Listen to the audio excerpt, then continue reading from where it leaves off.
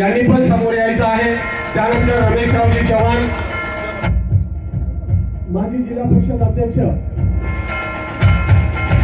माननीय विजयरावजी खडसे साहेब यांच्या सुरेशजी माहेश्वरी यांना मानणारी एक टीम सुद्धा या ठिकाणी भारतीय जनता पार्टीमध्ये प्रवेश करत आहे।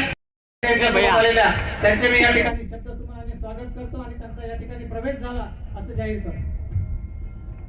माधवरावजी वैद्य सेवानिवृत्त समाज कल्याण आयुक्त यांचा देखील आज पक्षप्रवेश होत आहे। तसेच ते तालुका पाटील, कलाने, शशराव राठोड, शामराव कर, गणेशराव नरवाडे, विजयराव नरवाडे, तानाजीराव चंद्रवंशी, दत्तराव पतंगे, दिनेश कैलासराव धवले, मारुतराव पाटील, नंदकुमार बुटले, किशोर तिवारी, सतीश उमा। अनेक दिवसापासून मागच्या 3 उमरखेडला या ठिकाणी प्रकाश पाटलाला प्रवेश करायचा, विजयरावला पक्ष। तर आज उमरखेडमध्ये मोठे पक्ष प्रवेश जे आहेत ते या ठिकाणी झालेले आहेत। तुम्ही आज सुद्धा या ठिकाणी आलेले आहेत। राजकारणातील त्रिमूर्ती आज भाजपत प्रवेश करताय, काय सांगा? आज उमरखेड करता आणि भारतीय जनता पार्टी करता महत्त्वाचा दिवस आहे। आज माजी आमदार देवसरकर, माजी आमदार खडसे आणि जिल्हा परिषदचे माजी अध्यक्ष चव्हाणजी, उदावनजी अशा अनेक कार्यकर्त्यांनी, अनेक नेत्यांनी भाजपात पक्षप्रवेश केला। आमचे भाजपाचे नेते नितीन भुतळाजी असतील, उत्तमराव इंगळेजी असतील, नामदेवराव ससानेजी असतील, महादेवराव सुपारीजी असतील, या सर्वांच्या नेतृत्वात आणि खास करून नितीन भुतळाजी यांनी या ठिकाणी पुढाकार घेतला। आमचे नेते संजय कुटेजी या पक्षप्रवेशाकरता हजर होते। खरं तर मला अभिमान आहे की आज 2 माजी आमदार भाजपामध्ये आले आणि उमरखेडच्या विकासाकरता त्यांनी या ठिकाणी संकल्प केला।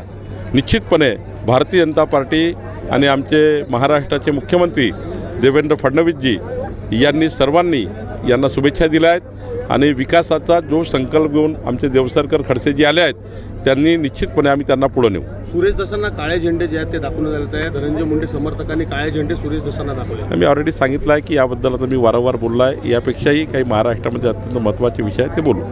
धनंजय मुंडेंनी राजीनामा द्यावा अशी मागणी धस करतात, मग सरकार असताना मी राजीनामा। वारंवार सांगतो आहे की तुम्ही यातनं बाहेर निघा। आता ते माननीय अजितदादा, माननीय देवेंद्रजी, माननीय एकनाथजी बसून योग्य निर्णय सरकारचा करताय। आज खऱ्या अर्थाने महाराष्ट्राच्या 14 कोटी जनतेचा विकासाचे प्रश्न महत्त्वाचे आहेत आणि महाराष्ट्रामध्ये आपल्याला जो संकल्प आम्ही केला विकासाचा, तो संकल्प आम्हाला पुढे न्यायचा आहे। निवडणुकीच्या काळामध्ये आम्ही अनेक आश्वासन लोकांना दिले आहेत, ते आश्वासन आम्हाला पूर्ती करायची आहेत आणि विकसित महाराष्ट्राकरता आम्हाला काम करायचं आहे। याकरता आपण पुढे गेलं पाहिजे। आपण सुद्धा याकडे पुढे जाण्याचाही प्रयत्न करावा। पांदन रस्ते आणि भोगवटदार जमिनी 2चे वर्ग 1 करण्याचा जो आपण आता बोलले आहे, त्यामुळे काय धोरण पुढे आगामी? नाही, महाराष्ट्रातल्या सर्व पांदन रस्ते, शिवपांदन रस्ते यांना क्रमांक देणे। आज क्रमांक नाही आहे, जसे गावाच्या रस्त्याला क्रमांक आहेत, MDR क्रमांक आहे, स्टेट हायवे नंबर आहे आणि सर्व शिवपांदनांनी या पांदन मोजमाप करणे आणि आज कमीत कमी शेतातला जाण्याचा रस्ता पक्का करून देणे। माती मुरमास तरी पक्का झाला पाहिजे। शेतकऱ्याच्या शेतातला जोपर्यंत रस्ता, पांदनचा रस्ता चांगला होत नाही, शिवपांदन चांगले होत नाही, तोपर्यंत शेतकऱ्याच्या पिकाला त्या ठिकाणी मार्केटमध्ये आणण्याकरता न्याय मिळणार नाही। शेतकऱ्याचा रस्ता, पांदन रस्ता हा बांधणे म्हणजेच पुढे जाणे आहे। सोबतच वर्ग 2च्या जमिनी वर्ग 1 करून देण्याची जबाबदारी सरकारने घेतलेली आहे। शेत जमिनी ज्या शेतकऱ्याकडे आहे त्या वर्ग 2च्या वर्ग 1 झाल्या पाहिजे, याकरता एक मोहीम राज्य सरकार करणार आहे आणि निश्चितपणे आम्ही यामध्ये वर्ग 1 जमिनी करून देणार आहोत। महाविकास आघाडीच्या गावांना निधी नाही केलेला आहे। महाविकास आघाडीच्या जे गाव आहेत ताब्यात त्यांचा टार्गेट कर अशा पद्धतीचं वक्तव्य देखील त्यांनी केलं आहे। नाही, नितेश राणे त्या ठिकाणी बोलण्याचा अर्थ त्यांचा असा नव्हता। मी बोललो नितेश राणेशी।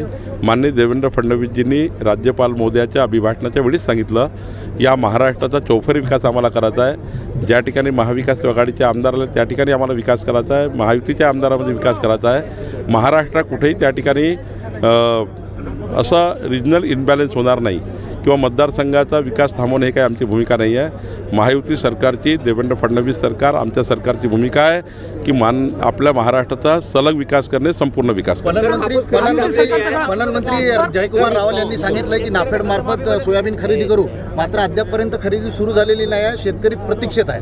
आपल्याला चुकीची माहिती आहे। या महाराष्ट्राची विक्रमी खरेदी सोयाबीनची, तुरीची नाफेडणी केलेली आहे, सरकारच्या माध्यमातून केलेली आहे आणि आत्तापर्यंतच्या 20 वर्षाच्या खरेदीमध्ये यावर्षी सोयाबीन खरेदी सर्वात मोठी होती आणि आता तूर खरेदी सुरू झालेली आहे. कुठेही शेतकऱ्याचं सोयाबीन किंवा तूर घरी राहणार नाही याची काळजी सरकार घेईल. Thank you sir.